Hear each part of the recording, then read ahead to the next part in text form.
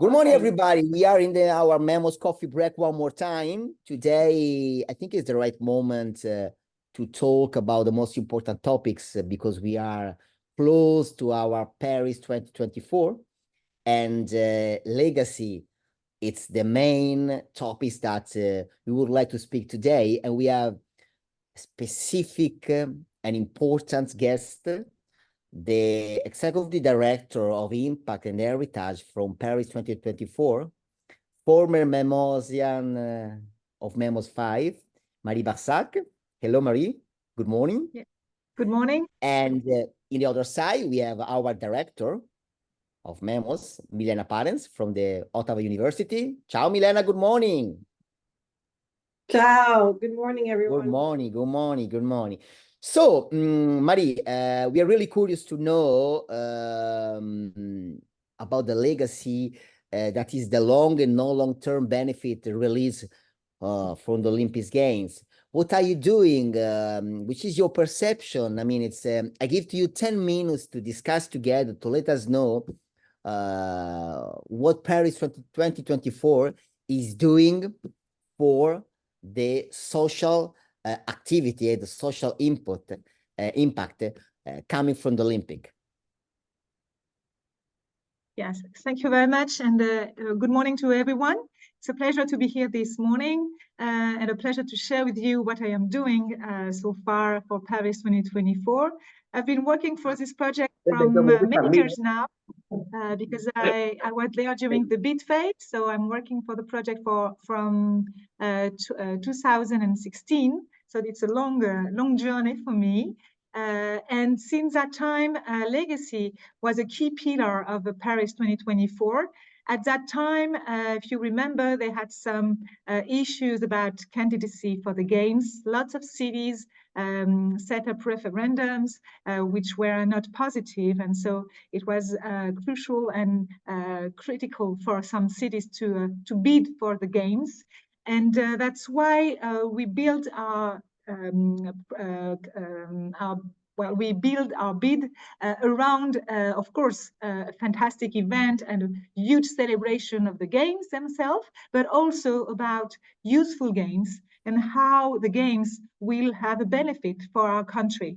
So from the very beginning, it has been very important. And that's the reason why we created this FA during the bid and also, of course, for the OCOG, for the organization time. In my team, we concentrate our energy on two different actions, two pillars. The first one is to be the most responsible possible in the organization itself of the Games. It means responsible in terms of environment, but also social and economical responsibility are very key for us. And the second pillar is about sport as a benefit for the society, how we can prove and showcase with the Games that sport is useful for education, for inclusion, to live together in a better way, and how we can provide social benefits for the communities. That's really the strategy with those two pillars. Concerning the first one, we had a slogan called Games Wide Open. It means we really want to open up opportunities for everyone with the Games. And concerning economical and social responsibility, for us, it was very important to connect SMEs, French companies, social businesses to the huge opportunity that the Games can offer. We have 2.5 billion euro of call for tenders, and we concentrate a lot of energy to connect SMEs and also social businesses to those opportunities. And today I can tell you that we are about to succeed. We published this week an impact study, economical impact study about the Games. And this study announced 9 billion euros of benefits for the Games from 2018 to 2034, and specifically for the region Île-de-France, where the Games are globally organized. And Also, we have 80% of companies that win our call for tenders, which are French, and also 88% which are SMEs. And we also have 500 social businesses that win our call for tenders. So it means we succeed in that local impact of the games, because when you give some economical opportunities for companies, you open up markets opportunities, but also you support employment, local employment. It is very important because we also choose to organize the sport events in Seine-Saint-Denis, which is a department the poorest in France, but also the department where there is the most of young people. And those again will have these opportunities in terms of jobs also for those youth in this department in particular. We also worked a lot on the environmental issue because you know that the climate change concern, of course, the organization of such events. And this is challenging because we can't reduce, of course, our carbon print, but we promised to reduce about 50% of the carbon print of London or Rio. And we tackle those issues with a new way to organize the games in terms of energy. For example, all our sport venues are connected to the grid and we will not use generators, for example. And it is important because it will be in a legacy perspective. It means that those places in Paris or in the region Île-de-France will be connected to the grid forever and not only for the games, which is a good news. We also provide 100% of public transports and also accessible to bikes, to encourage people to be active and to use bikes in Paris. We also worked a lot on the plastic issue. And we made a lot of meetings, a lot of discussion with one of our partners, Coca-Cola, to totally avoid the plastic bottles. And we managed to ask them to set up 700 fontaine. I don't have the English name. It's you know you don't. Is there someone that know the English name of fontaine? I can't find the word. Well, you can come with your a single bottle, your personal bottle for the games. And it is quite important because in France, you can't enter in a sport venue with your own bottle. You have to buy one in the sport venue. So for the games, there is an exception. And we hope that this exception will be the norm after the games. We also worked a lot about the food vision to encourage also local production of meals for the games, and also to reduce the animal source of of food. And we will have some sport venues that will be veggie, like Place de la Concorde. I don't know if you're going to come for the games, but Place de la Concorde, there will be breaking and basketball 3-3, and there it will be only veggie food.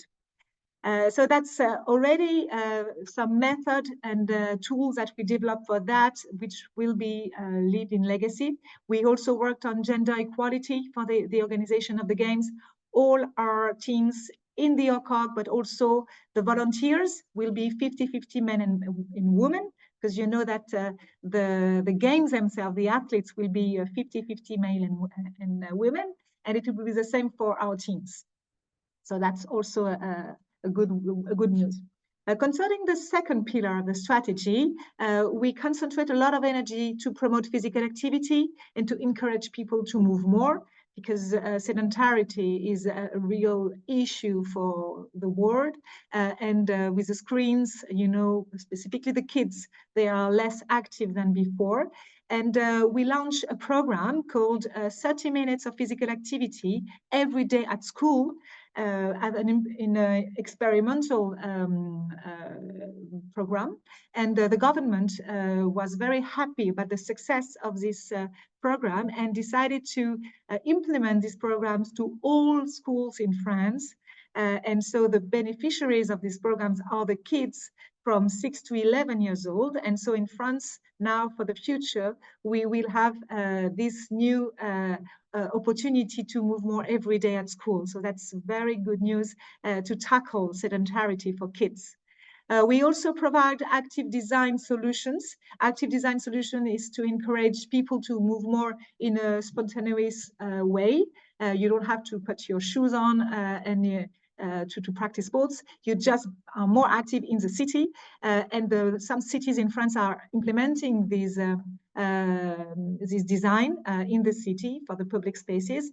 And it's also good news to encourage, again, physical activity. We also worked with companies to encourage sport practice and physical activity at work during the time work, because we know that the main problem to practice more physical activity is time and money, and the companies themselves, they can provide physical activity at work. And we launched a challenge called Challenge Go for 30 Minutes, which is a recommendation of WHO for adults. And all our sponsors were challenging them together to set up ideas and methods to move more at work. And we have already 150,000 people that participate to those challenges. And it is a demonstration for other companies in France to showcase that it is possible to be more active at work. It's just something that must be integrated by human resources in companies. So again, it is a long-term, we did those programs in a long-term perspective, and we are quite confident on that. We also worked a lot to change perception and impairment, because for the first time ever, we will organize the Paralympic Games. And it is a fantastic opportunities like London has done to change the perception and disability. And we engage schools about that, and the kids in particular, with different programs to initiate lots of kids to para sports and to meet para athletes. Last month, for example, we organized the Olympic and Paralympic Week, which is now organized every year in France from the BID, from 2017. And this year we had 2 million kids that participate to those initiatives, and that changed their perception and impairment. We also organize a Paralympic Day in France. There is the Olympic Day, you know it, and the 23rd of June. And now in France, there is this Paralympic Day, which is again a way to showcase para sports, para athletes, and to talk about disability. We also worked a lot to support social innovations through sports.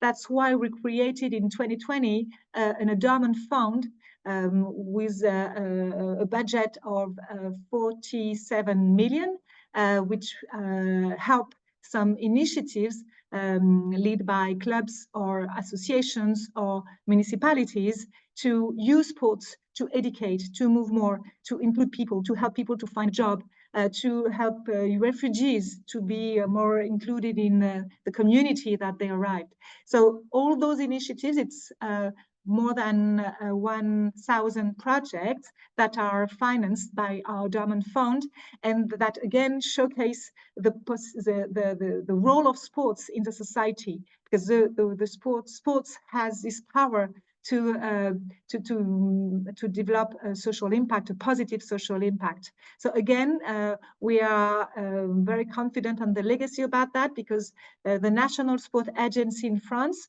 will take in charge this endowment fund for the future. So again, we are working on this long-term perspective. So that's it for a global overview of the different projects, emblematic projects we launched. Of course, we've done lots of other things, but perhaps you have some questions, or yeah, for sure, for sure.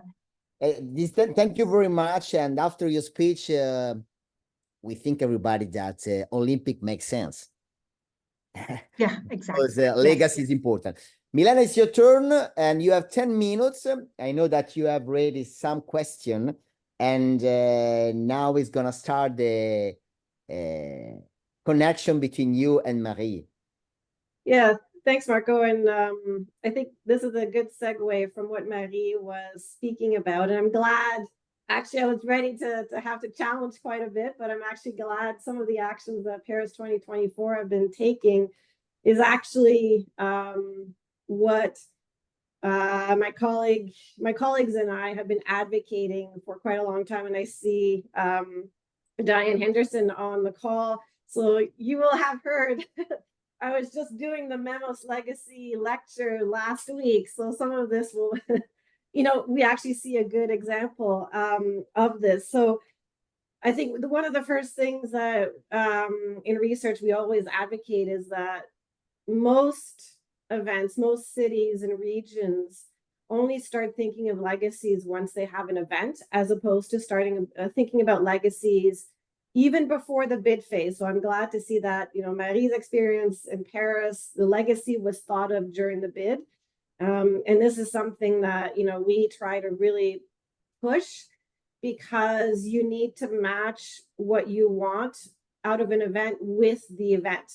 And so you should, ideally, actually, legacies should come out even before the event is chosen. So before saying we want the Olympics, we should be saying we want social impacts, we want increase in environmental responsibility and social and economic responsibility. And we've figured out the best way to do that would be to host the Olympic Games to help us achieve those goals. So I'm glad to see there's an alignment in Paris of having thought about what Paris wants out of the Games and using the Games for that. So that's actually really good. I think, Marie, maybe you can specify. I don't know some of the structures around Paris, but you mentioned that some of the legacies, those projects, would actually be taken on by an agency post Games, which is good, because one of the other issues that we see is that organizing committees are asked to plan and do legacy, but the major issue is that they cease to exist a year after the Games. Yeah. So they're not there to actually manage the legacies. And even London is an example. Although they had a legacy development organization or agency, some of the activities that they had, like the sport participation initiatives, they poured a lot of money in it. And we saw an increase in participation rates before the Games. But the moment the Games were over, there was no more budget for it. Nobody was taking on the project. And the participation rates went down back to original numbers, and even worse than original numbers. And so one of the key, I guess a second piece is to make sure that there's a legacy owner for every legacy that outside of the OCOG. And actually I'm even on the extreme, and I will say OCOGs should not be responsible for legacy to start off with. This is not our job. Our job is to put on the Games. However, we are facilitators. We can bring people together. We can encourage behavior like environmental responsibility. But there should be a file holder for each of these projects, each of these legacy ideas that is outside of the OCOG and is an organization that will continue this project. So the example, I liked the example of the physical activity in schools, where there was a pilot project and now the government really liked it and has expanded that to the whole country. And that idea, hopefully, my fingers are crossed, that the government will keep that funding after the Games are gone and when the attention is no longer on Paris. And so hopefully the government keeps that commitment. So that's one example, but every one of the of any legacy initiative thought of should have a whole an owner that is not the OCOG, so that post Games, that individual, that organization, that entity can take the legacy and go with it.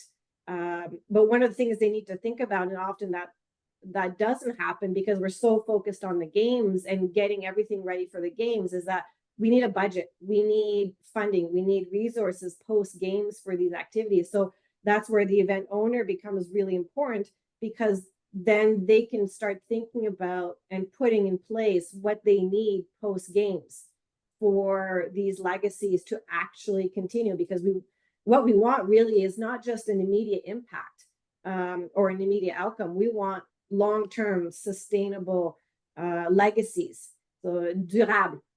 We want them to continue for decades to come, and that takes money, and that takes somebody to own that.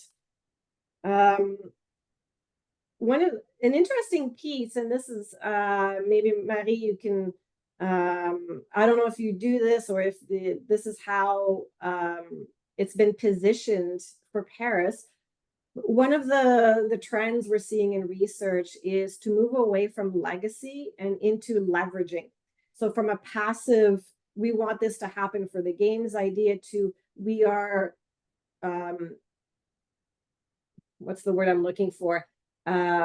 Empowering the stakeholders to take on these legacy ideas and for them to use the event for their benefit.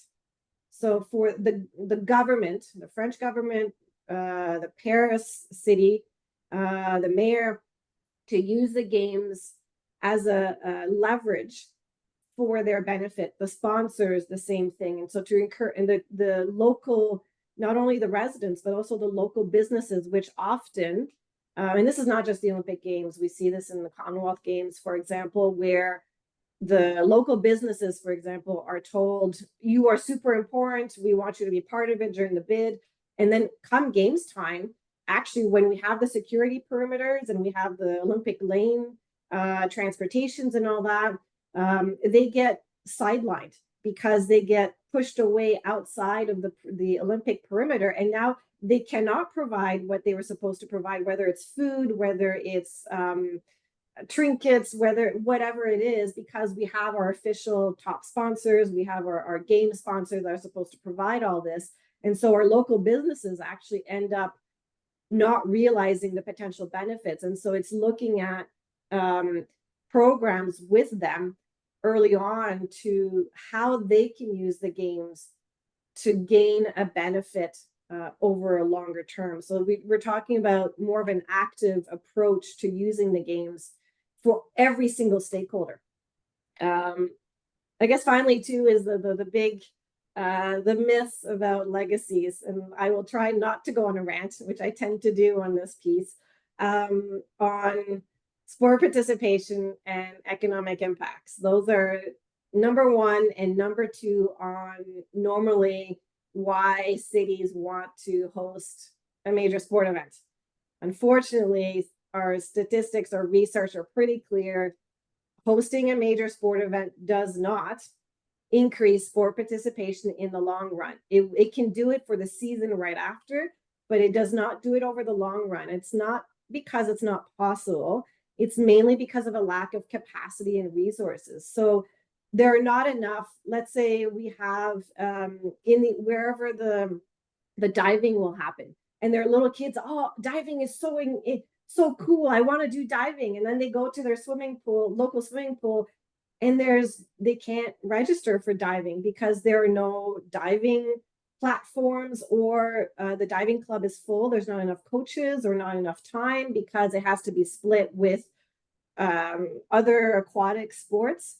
So capacity in terms of coaches, capacity in terms of the field of play, whether it's a diving platform or a football pitch or whatever it is, a track and field. So a lot of the issue is often because we try to do these programs, but we don't actually look at what the program needs for it to happen. However, what does increase in terms of participation is not going from sedentary to active participation, but from any kind of participation to deeper engagement in a sport. And so as long as the person has already been involved in some kind of physical activity, we do see evidence of hosting an event actually pushing that athlete deeper into sport. I'm a pure example of this. I was 11 years old when the Calgary '88 Olympics happened, and I saw Elizabeth Manley skate to a silver medal. And I had started skating at the time. I said, I want to do that. I want to be at the Olympic Games in figure skating. Then eventually that changed into, I want to run the Olympic Games. I want to manage the Olympic Games as opposed to being an athlete. But that I went, and I'm still here in sport. I'm still involved in sport. And so there is strong evidence for deeper engagement in sport, but no statistical evidence for long-term increase in active sport participation overall from sedentary. And the other one is economic impact. And I really hope Paris does not come out with 2 days later, whoever does it, whether it's Deloitte, whether it's Ernst & Young, whether it's KPMG or whoever, that they do not come out 2 days later with an economic impact number, because that will pretty much be completely, I guess, negated by the academic community, because there is no validated method to measure economic impact in a sport event. Every consulting company will tell you, we have done this many times. We use this standard methodology. Unfortunately, and some of us on the call will know our colleague, Professor Holger Preuss, who literally wrote the book on economic impacts in the Olympic Games. He had done, as an example, he had done the 2014 FIFA World Cup and 2016 Olympic Games in Brazil and Rio. It took him 100,000 euros and a year each time to determine the economic impact. And even then, we know it is imperfect, because as much as there's a nice little number that media and politicians, it's all about the politicians and the media. They love to put this little number beside their head to say, look, we hosted the games and there's 300 million euros in economic impact. Unfortunately, most of that determination is highly subjective, because people will go in and we will ask the tourists, how long are you here for? How much money you're spending, etc. And that goes into this formula. But then we need multipliers, because most of the information we need is actually not on site. We have to consider anybody who's came to the games but was going to come to Paris anyways, but changed their plans, cannot be counted. Anybody who was going to come to Paris but decided not to come or move their plans to another year is a negative, cannot be counted, and actually have to be taken away. And there's all these individuals and organizations. So people, for example, who in Paris, it's like, oh no, and this is every single city. I'm just naming Paris because it's the next games. It's like, oh no, there's going to be over 1 million people on top of our regular tourists coming. I can't handle it. I'm taking a vacation. I'm going to put my apartment up on Airbnb and I'm going to go take a vacation somewhere else. That is a loss as well that needs to be considered. And so all of these leakages are not usually considered by those who determine, the consultants who are paid by the politicians or OCOGs to determine the economic impacts, and therefore want a positive number. And what happens is that they will provide a more rosy picture. And at a minimum, if we read any economic impact analysis, again, because no analysis has yet to have been validated to be accurate, we have to divide by 10 and more likely by 100, whatever number they give us. However, there is a better approach, which is what I'm hoping maybe Paris wants to keep innovating, and that would be a great way to do it, is to look at the cost benefit analysis. So this is what is proposed by our experts in sport economics in terms of determining the impacts of a games and not focusing just on economics. And I think it really matches well with Paris's approach of looking at not only the economics, but also the social impacts and the environmental impacts. So all of those should be considered when we look at what is the impact of the games. And so a cost benefit analysis looks at the positives and the negatives. It's much longer. It doesn't give you a pretty little number at the end, but it is much more accurate representation of the potential impacts and long-term legacies of these games. And, you know, legacies will keep going. This is, I always laugh when I get a call the day after the closing ceremonies to say, so what are the legacies of the games? My answer is, call me in 10 years and I can start having a conversation with you. Because a lot of legacies don't happen immediately. They take decades. An elite athlete takes us at least 10 years to develop. So we don't know the impact sport-wise of Paris. We won't know until 2034, 2035 in the future to see what the impact of hosting the games in Paris will have been for potential national team and elite athletes in France. So that is just one example. The use of venues over time. It takes time. Like we may need to convert venues. Some are temporary venues. And so how the community takes up the use of those venues is not instant. It takes time to do. And so I think that, you know, if MEMOS can start spreading the word that legacy is not, there's a difference between an impact or an outcome that's immediate and legacy that is much more long-term. I mean, we look at Innsbruck. A legacy of hosting the 76 Winter Olympic Games is hosting the Winter Youth Olympic Games in 2012. Lillehammer had the same thing. And so there are legacies that are 10, 20, 30 years down the road that we can, you know, link to having hosted that event. But there's no way of determining that from the beginning, from the moment the games are over. All right, I'm going to stop my rant. Yeah, that's very good. Well, Marie, what do you think about the timing of the long term of the legacy? Are you ready to wait for 10 years, 5 years? I won't work for the OCOG in 10 years, but I can tell you that we created an evaluation committee, and the president is Olga Preuss, and we really worked on a methodology to measure the impact of the games, including social impact.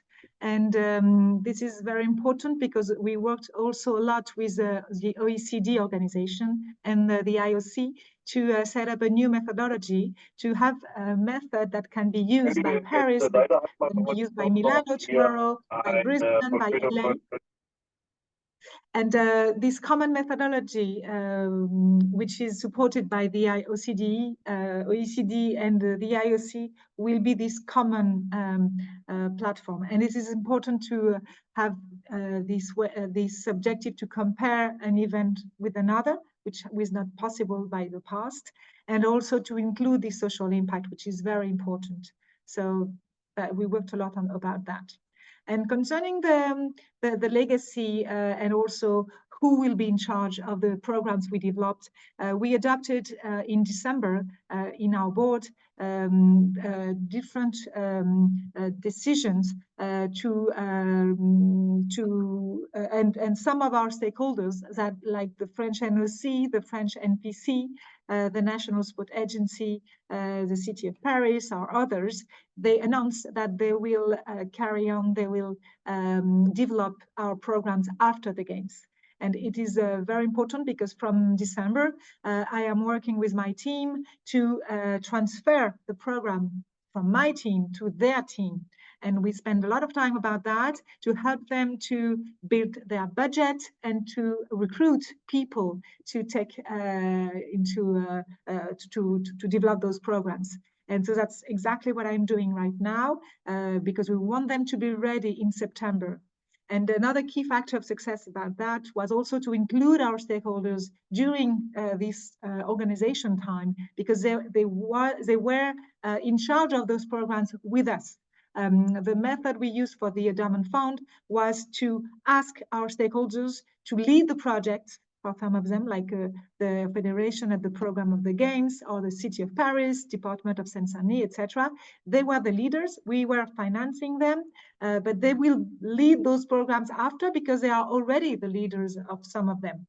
So that's also a way to be sure that those programs will continue after us, because it's their programs and not only our programs. Very good. So we are waiting for you after the end of the Olympics game, an excellent transform of knowledge, no?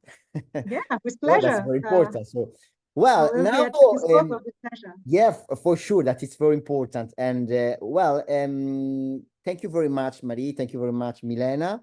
We have 5 minutes, guys, for a quick question, please. Very practical, very restricted. We have Sylvain. Sylvain, you want to Bonjour. take the microphone? All right, okay. Yes.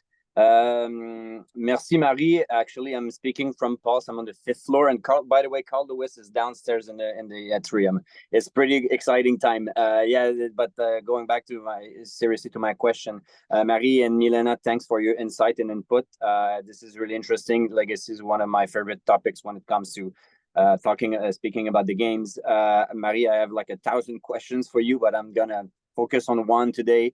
I think what's interesting about legacy is like we can legacy the legacy to other organizers and other organizing companies. So my question is like when you have developed all these legacy programs, my question is like what kind of queries do you get from future organizers or from future organizing committees when it comes to legacy? Is it like the mobility in Paris, like adding bike lanes, like kilometers of bike lanes? Is it the governance of like how you structure the board compared to what it was done before? Is it like the construction of the village that is based on like a low carbon emissions? So what I'm curious to see what kind of questions you get from either Milan or LA or Brisbane, or even if they're not games organizers, maybe world championships. Yeah. Yeah, we had a lot of discussion with them because the IOC organized many meetings to share our experiences.